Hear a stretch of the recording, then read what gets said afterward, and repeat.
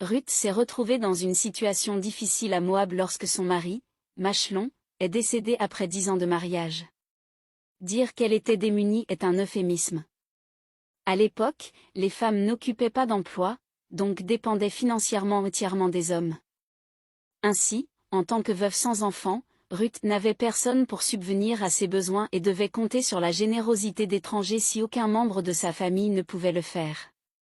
Elle faisait donc partie d'une classe très défavorisée du monde antique.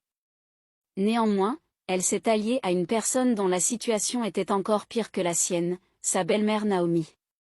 Depuis la mort de son mari et de ses 2 fils, Naomi était aussi une veuve sans enfant. Elle n'avait pas de famille sur laquelle compter à Moab et avait dépassé l'âge du mariage. Dans une situation désespérée et pitoyable, elle était déterminée à retourner en Israël, son pays d'origine. Ruth a donc fait preuve d'une grande loyauté et d'un amour inconditionnel en refusant de laisser sa belle-mère seule dans une telle situation. Ruth aurait pu rester dans son pays et bénéficier du soutien de sa famille élargie.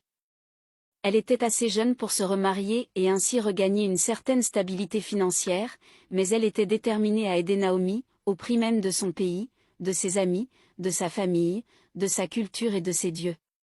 C'est d'ailleurs elle qui a fait l'une des plus grandes déclarations de loyauté et d'amour jamais prononcées lorsqu'elle a dit à Naomi, « Ne me presse pas de te laisser, de retourner loin de toi.